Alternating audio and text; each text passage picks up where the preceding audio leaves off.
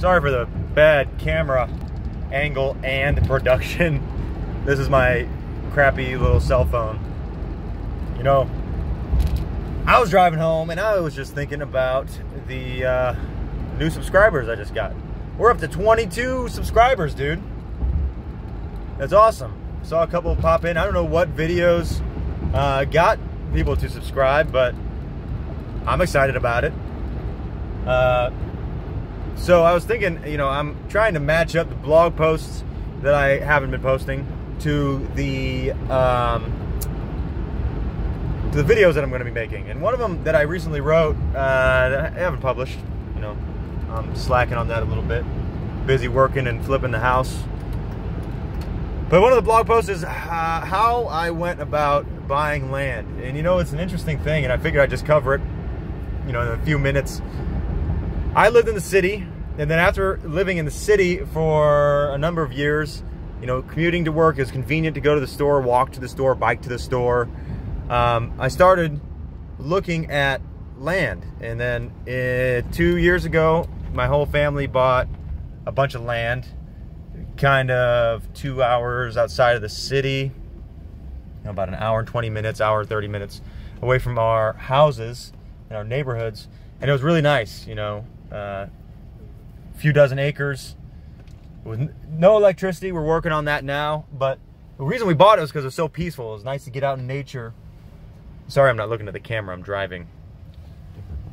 But it was peaceful to get out in nature, maybe have a place to hunt, place to build and work on stuff, you know, learn things like how to cut down trees, how to make your own lumber, how to build tree houses, and, you know, work with the land.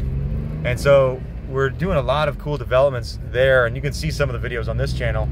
But you know, we bought land because we were like, you know, we got to get even further away from the city. We have to buy land that we can actually live on. So I bought a few more acres for me and my family to move to, and that's, you know, been a blessing so far.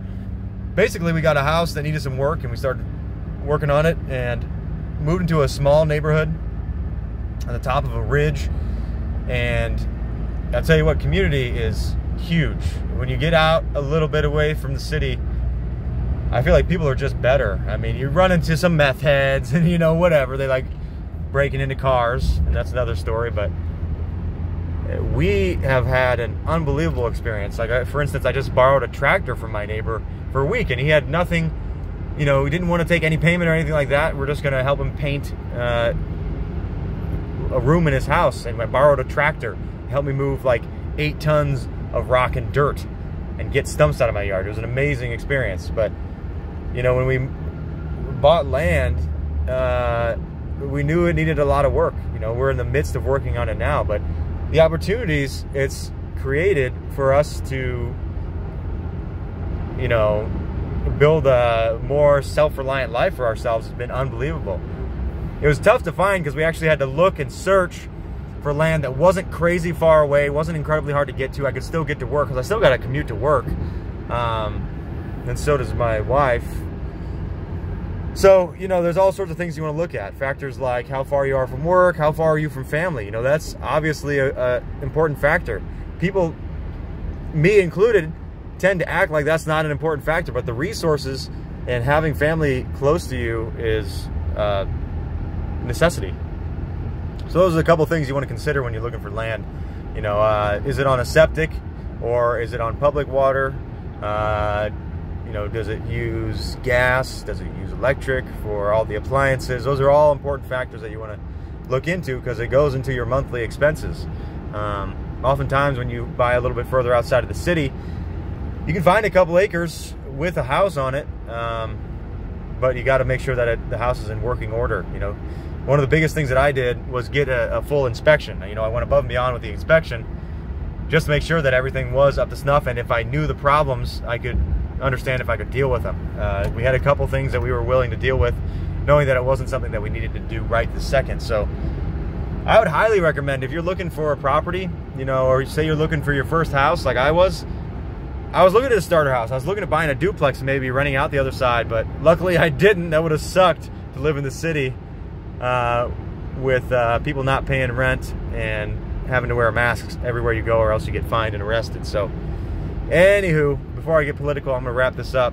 I would consider, if you're looking for a first house, to buy something that's a little bit further away from the city, so you can give yourself some room. Maybe buy an acre, or you don't even need that much to actually have a little garden, have a couple chickens, or maybe you just have your dogs and be able to shoot your bow and arrow in the backyard. You don't need that much land. So anyways, thanks to the new subscribers. That's exciting stuff. I'm gonna start posting here more now.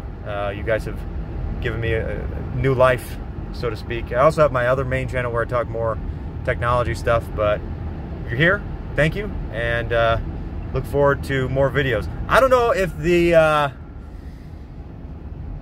the quality is gonna get that much better. My phone is always in my pocket. It's easy to use. Maybe I'll throw a couple good ones on my nice camera, but we'll see.